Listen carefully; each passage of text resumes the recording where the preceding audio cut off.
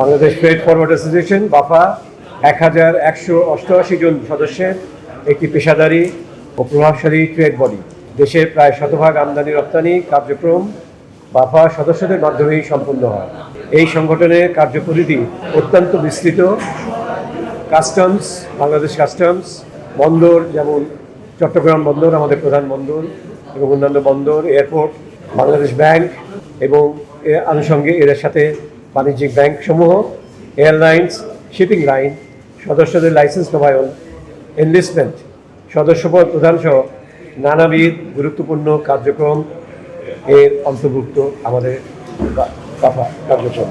গত জুন মাসে বাণিজ্য মন্ত্রণালয় বাফার গণতান্ত্রিকভাবে নির্বাচিত পরিচালনা পরিষদ বোর্ড অফ ডিরেক্টরস বিলুপ্তি করে প্রশাসক নিয়োগ করেন, যা আমাদের সংগঠনের কার্যক্রম ও ফ্রেট ফরওয়ার্ডিং ইন্ডাস্ট্রির ভবিষ্যৎ ও দেশের আমদানি রপ্তানি খাতে মারাত্মক ক্ষতি ও হুমকির সৃষ্টি করেছে।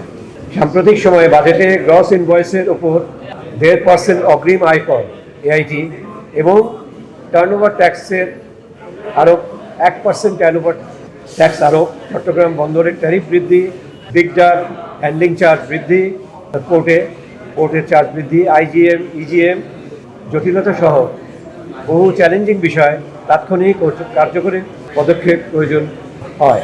অথচ এই সংকটময় সময়ে একজন প্রশাসক নিয়োগ, যিনি পেশাগতভাবে এসব বিষয়ে অভিজ্ঞ নন, বাফার কার্যক্রম ও স্বার্থের জন্য ক্ষতির সৃষ্টি করছে।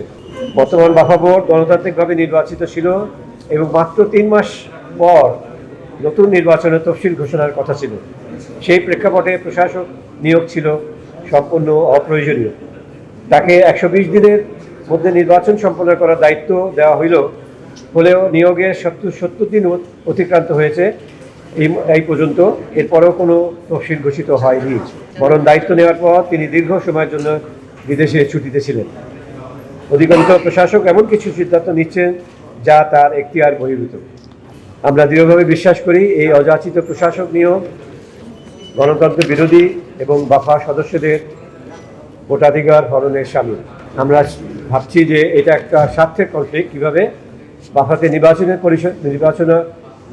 পরিচালনা পরিষদ সদস্যরা স্বেচ্ছাসেবক হিসেবে কাজ করেন, ভলেন্টিয়ার হিসেবে কাজ করেন। এটা একটা ভলেন্টারি ডিউটি। কোনো ধরনের বেতন গ্রহণ করেন না। তাদের একমাত্র উদ্দেশ্য হলো ফ্রেট ফরওয়ার্ডিং ক্ষেত্রে ব্যবসায়ী ও ব্যবসার উন্নয়ন, বাণিজ্য সহজীকরণ ও ফ্রেট ফরওয়ার্ডার কমিউনিটির কল্যাণে কাজ করা। অপরদিকে দ্বিতীয় কর্তৃক নিয়োগপ্রাপ্ত প্রশাসক সংগঠনের তহবিল থেকে বেতন গ্রহণ করছেন এবং মূলত সরকারের প্রতিনিধি হিসেবে কাজ করছেন।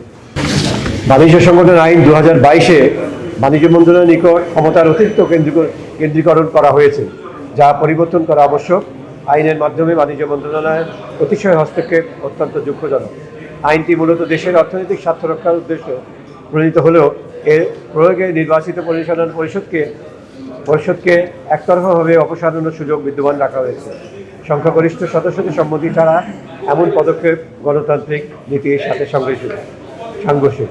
অতএব আমাদের দাবিসমূহ হলো: প্রথম, অবিলম্বে পদক্ষেপ নেওয়ার প্রয়োজনে বর্তমান প্রশাসককে অবিলম্বে অপসারণ করে গণতান্ত্রিকভাবে নির্বাচিত পরিষদ পুনর্বহাল করা, যাতে সংগঠন পুনরায় কার্যকরভাবে ইন্ডাস্ট্রি ও সদস্যদের সাথে কাজ করতে পারে।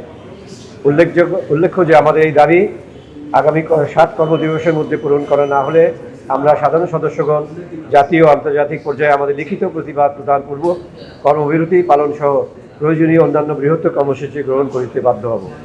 আমরা দৃঢ়ভাবে বিশ্বাস করি যে বাণিজ্য মন্ত্রণালয় গণতান্ত্রিক মূল্যবোধ, আইনের শাসন ও বাংলাদেশের বাণিজ্য সংগঠনগুলোর মর্যাদা রক্ষায় দ্রুত কার্যকর পদক্ষেপ নেবে।